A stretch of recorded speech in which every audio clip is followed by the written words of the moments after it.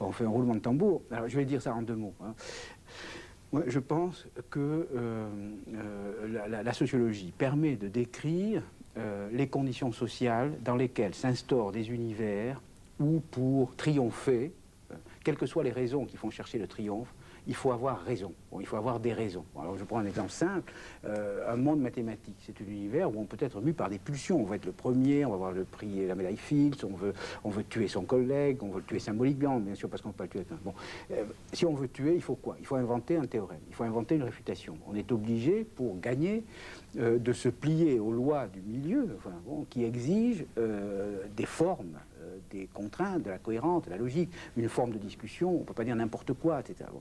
Alors, moi je dis, lutter pour la vérité, j'appelle ça la réelle politique de la raison, je dis lutter pour la vérité, c'est lutter pour que les conditions sociales favorables à l'instauration d'univers sociaux soumis à ce genre de règles soient remplies. Bon, vous savez, par exemple, quand je m'occupe d'une réforme de l'éducation, bon, je lutte pour la vérité. Quand j'explicite, par exemple, ce que je suis en train de faire, les règles de fonctionnement de l'univers, je pourrais faire dire, voilà, on va prendre 3 univers, je veux dire celui qui est le plus favorable à la production de vérité. Bon, la question, est-ce que la sociologie est une science? Bon, ben, on va dire, on va prendre les différentes sciences, on va les décrire sociologiquement, hein, et on peut les ranger selon le degré auquel la forme de communication, le type de revue scientifique, les manières dont on accède aux revues scientifiques, les effets de pouvoir, les effets etc. Ce que vous voulez dire, c'est que la lucidité que vous nous enseignez par rapport au système de transmission du savoir, transmission du capital symbolique, est susceptible de favoriser l'émergence de la vérité. Voilà.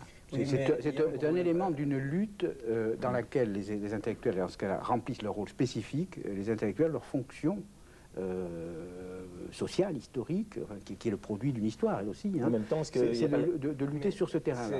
On voit bien votre pari pour la vérité dans votre œuvre.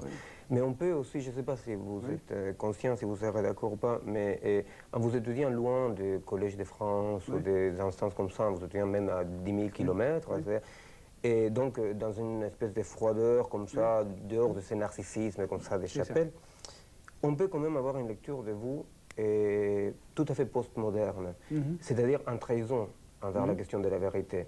Et ça, c'est très gênant.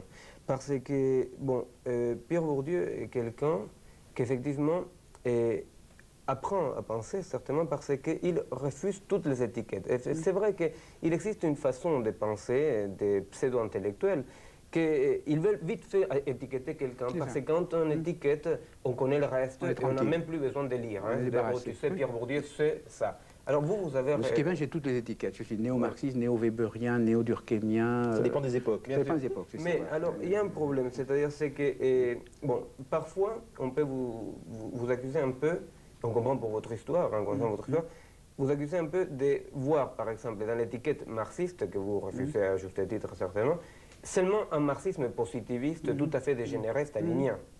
Parfois, vous refusez cette étiquette, mais sans faire la précision qu'il y a quand même à boire et à manger. C'est-à-dire, bon. Alors, après, vous revenez là-dessus. Mais le problème avec ce refus des étiquettes comme ça est qu'on risque d'avoir une étiquette Pierre Bourdieu et que cette étiquette-là aille comme une bague au doigt à une pensée qui refute justement la question de la vérité, qui refute la question de la décision, de la liberté, qui est la pensée post-moderne, avec son sous-produit. Oui, un nihilisme, quoi, pour l'appeler par là. Tout à fait. Un nihilisme qui est avec un réalisme tout à fait plat, ça ne va pas avec votre œuvre. C'est-à-dire, je pense que là-dessus, moi personnellement, si j'avais un vœu à exprimer envers quelqu'un qui a une œuvre comme la vôtre, c'est que par exemple, dans une époque de crise intellectuelle tellement grave comme celle que nous sommes en train de vivre, au moins là-dessus, vous preniez parti clairement, c'est-à-dire dans le sens de dire, le refus des étiquettes pour pouvoir penser, bon, tout ça ne va pas sans une claire critique des attitudes post-modernes elles font fi de la vérité. Non, mais je suis tout à fait d'accord, je n'ajoute rien. Mais je crois que vous vouliez poser une question. Vous répondez pas. Je voulais poser une question beaucoup plus naïve. Il me semble que vous n'avez pas répondu tout à l'heure à la question de la place que vous occupez. Et on pourrait dire, on disait tout à l'heure, vous n'avez cessé de vous intéresser au monde universitaire, au monde intellectuel, au champ intellectuel auquel vous appartenez. Alors qu'est-ce que ce serait votre intérêt à vous? Pourquoi est-ce que votre place, ça serait toujours de dévoiler la place des autres et la vôtre? Qu'est-ce que ça veut dire ça? Comment vous analysez la place que vous occupez, dévoilant celle des autres? On peut dire, je pense, c'est une chose que j'ai dite, je réponds en même temps à la question que vous posiez. Enfin, dans Homo academicus, je crois que j'étais aussi loin que possible dans le sens d'une réponse à la question que vous posez.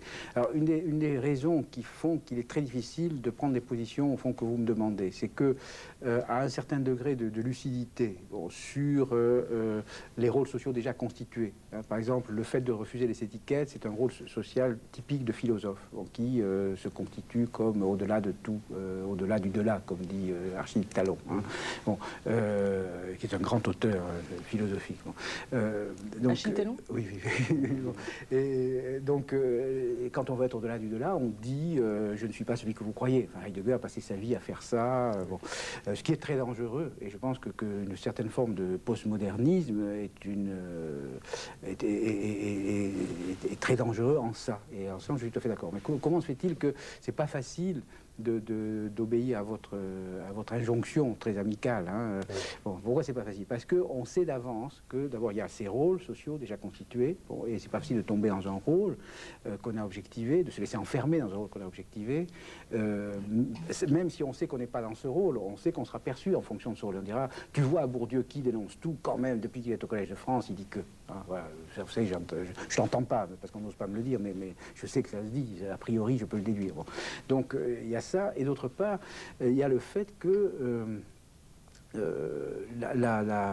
comment dire, l'objectivation ultime, ultime, historiquement, provisoire, à un certain moment qu'on peut accomplir, consiste à faire ce que j'ai fait dans Homo academicus, et à dire il faut objectiver deux choses. Il faut objectiver la place que le producteur d'un discours, quel qu'il soit, occupe, non pas dans le monde social, ça c'est trop facile. Je dis, on tire des gros boulets, mais ils passent au-dessus des têtes. Hein, c'est petit bourgeois, bourgeois, etc. La place qu'il occupe dans son univers spécifique, là où il a ses billes. Et les billes, pour l'intellectuel, c'est, si c'est un sociologue, c'est le champ sociologique, si c'est un historien, c'est le champ historique, c'est là qu'il a ses intérêts, etc. Donc il faut objectiver ça.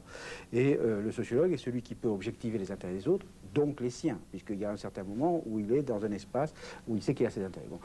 Et ensuite, ayant fait ça, il y a un deuxième niveau, et ça c'est ce que j'ai fait dans le livre qui m'est le plus cher, parce que celui qui m'a le plus coûté, et qui je crois, c'est le sens pratique, où j'ai dit, il y a un degré, il y a quelque chose de très très profond, que nous avons beaucoup de mal à objectiver, c'est tout ce que nous devons au fait que nous sommes membres d'un monde intellectuel.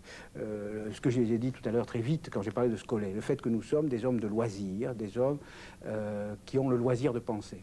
Et je pense, alors ça par exemple, tout ce livre est tourné vers l'explicitation d'erreurs qui sont liées au fait d'être théoricien. Le théoricien, celui qui regarde, qui décrit des jeux, sans les jouer. C'est Lévi-Strauss qui décrit des systèmes de parenté qui ne se demandent pas est-ce que je vais marier ma fille. Moi je rappelle qu'un des grands décalages, un des grands principes d'erreur que nous avons en tant que penseurs, en tant qu'hommes de loisirs, un des grands principes d'erreur réside dans ce fait que nous sommes hors jeu. Nous sommes hors jeu. Et nous oublions de mettre dans la description que nous faisons du jeu le fait que pour décrire le jeu, il fallait être hors jeu. Et donc, nous faisons des théories fausses, mais foncièrement fausses. Alors, c'est ce que j'appelle, c'est un philosophe pour moi très important, qui s'appelle Austin, et il appelle ça scholastic view, le point de vue scolastique, le point de vue auquel je donne le sens fort, le point de vue de la scolée. Oui. J'avais une petite question connexe à propos du point de vue. Et ça, je vous interromps, parce que je n'ai pas répondu complètement à votre question. Mon idée, c'est que et ça a été très dur pour moi, dans Homo academicus, j'étais parti, au fond, avec la tentation ordinaire du sociologue, qui est d'objectiver les autres, et ce qui est un plaisir particulièrement jouissif, d'objectiver ses concurrents et ses collègues, d'objectiver, de faire... Alors il y a un petit plaisir souverain à dire, regardez comme ils sont naïfs, je vais décrire les règles d'un jeu selon lequel ils jouent, etc. Accrochez-là sur ce plaisir, accrochez sur ce plaisir-là, je voudrais quand même qu'on aille loin. Si vous avez ce plaisir, si vous avez ce plaisir quand même, est-ce qu'il n'y a pas un problème? Est-ce qu'eux aussi n'ont pas un plaisir dont vous ne rendez pas compte, et qui est qui va plus loin que le plaisir de vaincre l'autre au moment de la concurrence, qui va plus loin loin que le narcissisme de la stratégie individuelle culturelle, qui est autre chose. Vous-même, analysez-vous un instant, là, faisons de la psychanalyse sauvage. Hein, et ce plaisir dont vous venez de parler, je suis content que vous venez de parler, mon plaisir... alors, allons, il y a autre chose derrière. Est-ce qu'il n'y a que de la stratégie universitaire? Non, pas du tout. Vous n'avez plus besoin. Est-ce qu'il y a que... Qu'est-ce qu'il y a d'autre? Qu'est-ce qu'il y a d'autre? La recherche de la vérité? Qu'est-ce qu'il y a d'autre? Non, je pourrais répondre. La réponse classique, ça serait de dire l'amour de la vérité. Ça. Bon, mais ça, j'ai plus droit à aucune réponse classique. Pour ça, je suis dans une position très difficile. Après tout ce que j'ai écrit, j'ai plus droit. D'où le fait que très souvent, je suis condamné au silence. Alors, je condamne les autres au silence, mais moi particulièrement. Hein. Vous savez, je dis ça, c'est une phrase de Cage qui dit, on lui demandait pourquoi on fait de la musique, pour empêcher les autres d'en faire. Moi, je pense qu'une partie énorme de ce que j'écris est destinée à faire taire tout un tas de gens. Donc, qu'on ne puisse plus dire, malheureusement, hélas, comme disait... non, mais je m'amuse. Malheureusement, évidemment, ça retombe sur moi. Dès que je suis... Allons-y, répondez. Mais je vais répondre. Mais dès que je suis dans une salle, je donne des instruments et instantanément, les gens se servent des instruments contre moi. Bon, c'est ça, je pense, c'est une fonction historique. Bon, alors, j'ai tellement de choses à dire que je ne sais plus. Non, je veux dire, pour finir avec ça, que au fond, ce que j'ai essayé de dire, c'est, et ça a été très dur pour moi, parce que j'ai gardé ce livre dans mes tiroirs pendant 5 ans, je ne pouvais pas le publier. Alors là, le psychanalyste aurait sûrement des choses à dire, je ne pouvais pas le sortir. Je l'ai porté 3 fois à mon éditeur, puis je le ramenais, je lui disais non, je ne peux pas publier ça, parce que ça me faisait peur, c'est ça. Bon. Jusqu'à ce que je puisse écrire une introduction qui dit, elle est très compliquée, très abstraite, Homo academicus. Jusqu'à ce que je dise, bon, au fond, c'est vrai que j'avais la pulsion du philosophe souverain, bon, qui surmonte, surplombe, objective comme Dieu, etc. Bon.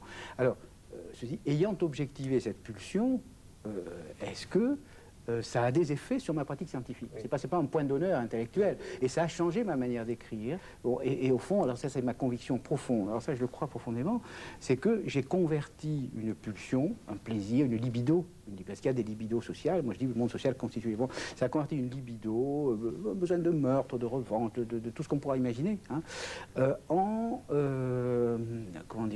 pulsion scientifique, bon, au prix d'un travail qui était à la fois un travail sur soi, il faut expulser des tas de choses, et un travail armé d'instruments de contrôle. Oui. Je voulais juste poser une petite question annexe. Je me souviens d'un papier que vous avez publié dans Le Monde il y a quelques temps sur Rocard, et je crois que ça s'appelait La vertu républicaine, et vous faisiez un hommage vibrant à Michel Rocard au moment des accords de la Nouvelle-Calédonie. Oui. Et est-ce qu'à ce moment-là, justement, vous parlez de point de vue et de place du sociologue, vous occupiez la place du sociologue qui dit la vérité, ou bien c'était l'individu Pierre Bourdieu qui disait, voilà, Michel Rocard incarne la vertu républicaine par ses accords. C'est très compliqué. C'est un problème qui se pose à moi constamment, parce que ça, c'est étonnant. On peut parler de l'Algérie aussi. Oui, c'est étonnant parce que je ne l'ai pas déjà dit. Très souvent, je dis, là, je vais vous répondre, vous interrogez en tant que sociologue, là, je ne peux répondre qu'en tant qu'individu. Bon, parce que je n'ai pas travaillé, je n'ai pas élaboré. Très souvent, je dis ça. Hein. Alors, souvent, le problème se pose. Bon, alors, quand on intervient sur le terrain politique, c'est une très grande difficulté. Si je me dépouille de l'autorité qui peut être attachée au fait que j'ai écrit des livres, que je suis au Collège de France, etc., je perds toute efficacité. Bon. Donc, souvent, j'ai besoin d'utiliser... Vous ne pouvez pas, parce que votre nom seul suffit. Oui, d'accord, mais oui, bien sûr. Bon, pour donner de la force à des idées qui, souvent, intrinsèquement, sont très faibles. Hein, l'autre le disait, la force intrinsèque de l'idée vraie, on sait très bien que c'est pas grand-chose. Bon, je suis obligé de me servir d'une force sociale qu'au fond de moi-même, je peux critiquer, donc je peux ricaner dans mon intimité. Hein. Bon.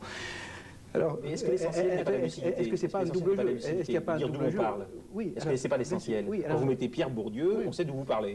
Oui, inévitablement. C'est-à-dire, on peut se servir de ce que j'ai écrit pour savoir d'où je parle. Et là, je peux dire, parce que c'est une question que j'ai l'air d'avoir esquivée, je pense qu'il y a dans mon travail tout ce que je peux dire sur les déterminants sociaux de mon travail. Bon, je ne peux pas en dire plus. Et ça y est, alors c'est pas en première personne, mais il suffit de prendre la catégorie, de dire, bon, Dieu, il sort de là, il a fait ça, il a fait ça, il a fait ça, pour composer une sociologie. Alors, ce qui m'empêche de le dire de manière... Bon, c'est qu'il y a des rôles narcissiques, exhibitionnistes, où on dit le lieu d'où je parle. Alors, ça me plaît pas du tout.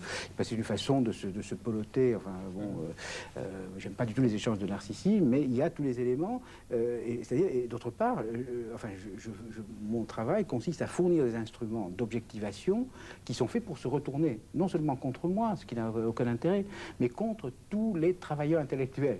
Bon, et au fond, alors là, si j'ai une contribution, mon originalité par rapport au classique, par exemple, ça a été, par rapport à Marx, à Durkheim, à Weber, etc., ça a été de retourner la sociologie contre le sociologue, ce qui n'avait jamais, été fait avant. Bon, alors limite, anti-intellectualisme. Est-ce qu'il n'y a pas le risque d'anti-intellectualisme? Oui, tout à fait, il y a un risque. Alors bon, ça fait partie de ce travail sur moi-même que j'ai dû faire. Je pense que dans mes pulsions originaires, il y a une forme d'anti-intellectualisme, d'exaspération devant l'exhibitionnisme intellectuel, le narcissisme intellectuel, l'irresponsabilité intellectuelle. Bon, et je dis souvent aux intellectuels qu'ils se surestiment individuellement et qu'ils se sous-estiment collectivement. Bon. Donc il y a tout ça. Bon, et mon travail, mais mon travail, alors là on peut le prendre au sens de la psychanalyse, mon travail a consisté, ça n'a pas été toujours facile pour moi, à sublimer ou à reconvertir cette pulsion anti-intellectualiste dont je comprends de mieux en mieux le principe, bon, en motivation, oui, je réponds à la question que vous posiez tout à l'heure, en raison de vivre, voilà, en raison de vivre, de travailler, d'être je sais pas comment dire, quelqu'un qui contribue un petit peu à donner aux hommes des instruments de libération. Voilà, moi, je me vois comme ça. Alors que les gens qui parlent liberté, liberté, liberté, c'est des personnages de théâtre qui disent marchons, marchons, marchons, et qui restent sur place. Impératif numéro 1, la lucidité. En fait, ce que nous proposez, c'est la lucidité sur les stratégies des intellectuels, sur les champs dans lesquels nous sommes. Que nous devons connaître, inventorier, pour comprendre finalement ce qui nous motive lorsque nous parlons. Oui, bon. Non, il y a un mot-clé que je vais, pour illustrer ce que vous dites, c'est un mot que j'ai, le mot illusio, que j'emploie. Souvent, on parle latin, c'est pas pour le plaisir, c'est pour couper avec des mots ordinaires qui occultent ce qu'ils nomment. Hein. Bon, alors c'est une fausse étymologie qui est employée par Huizinga dans son livre Homo Ludens, et qui consiste à dire que tout joueur, quiconque est engagé dans un jeu, a un rapport d'illusio, c'est-à-dire qu'il est pris au jeu. Bon, au fond, jouer à un jeu, c'est accepter tacitement, c'est pas par un contrat, que le jeu en vaut la chandelle. Bon, je joue, donc je dis, sans avoir besoin de le dire, que ça vaut la peine de jouer. Et très souvent, je me bats avec des gens qui ont en commun avec moi que le jeu en vaut la chandelle. C'est pourquoi des tas de jeux ne sont pas des jeux à la vie, à la mort, parce qu'on s'arrête au moment où on casserait le jeu. Bon, alors, moi, ayant explicité ça, je pense que je donne quelque chose qui peut-être, en tout cas moi ça m'a beaucoup servi en ce sens, à la fois un moyen de comprendre le monde et une sagesse. C'est-à-dire que maintenant, très souvent, quand je serai sur le point de m'emballer pour un hocher, parce que le monde social nous tend des hochers tous les jours, hein, c'est des réunions où on aurait pu ne pas venir, et puis tout d'un coup on est pris, on se met à polémiquer, etc. Bon. Alors moi j'ai le mot d'illusio qui m'est extrêmement utile. Alors ça me permet, je continue à jouer le jeu, personne ne s'en aperçoit. Alors ça c'était déjà dans Montaigne, hein, les pensées d'arrière-boutique, etc. Bon, hein, et puis en même temps je sais que voilà, ça n'est qu'un jeu. Et ça donne un détachement, ce détachement que les sagesses ont toujours poursuivi, hein, du bouddhisme aux stoïciens, on a toujours dit, voilà, te laisse pas prendre au jeu. Ça. La sagesse, parfois aussi, elle est d'accepter tout bêtement qu'on a les mains sales et qu'on est jusqu'au cou dans la situation. Parfois, mais justement, bon, je pense qu'il existe... je vous ai coupé la parole. Et je pense qu'il existe chez vous, effectivement, il suffit de voir votre œuvre et la façon dont vous l'avez forgée, ce qu'on appellerait un transfert du travail. C'est vrai, hein, c'est un exemple de soulignation, c'est le transfert de travail. Mais il existe à la fois une crainte d'envers votre œuvre. Et alors, bon, illusion, imagination, idéologie, on connaît les trois I, hein, les trois I qui servent toujours pour se dégager d'une situation. Mais le problème, c'est que bon, ça fait moi quelques années que j'habite en France, alors je comprends bien de quoi vous parlez quand vous parlez d'académicus, c'est-à-dire, bon, l'homme, comme ça, tout cet universitarisme français, je comprends bien. Mais je crois que ça fait un peu franco-français, cette interprétation-là, elle fait un peu franco-française, parce que les idées, c'est un tout petit peu pour reprendre à ce que disait Antoine Spirito, les idées, les théories, une certaine praxis d'amour de la vérité, de fidélité envers la vérité, ne se jouent pas toujours, comme vous disiez tout à l'heure, comme au Collège de France ou comme à l'université en France, et simplement faire un théorème pour dégommer les petits copains. Et il y a des fois dans lesquelles ce que vous dites, parce qu'on fait des Bourdieu contre Bourdieu, ce que vous dites est vrai. Il y a des fois dans lesquelles effectivement une théorie, une prise de position fait corps et met en danger quelqu'un, et en plus fait avancer ou reculer les choses. Et c'est là où, par exemple, on peut vous en vouloir un tout petit peu parce que Bon, moi je vais vous dire, je crois qu'à l'époque où à l'école normale supérieure, vous avez créé votre groupe de défense de la pensée finalement, contre le stalinisme, contre, bon.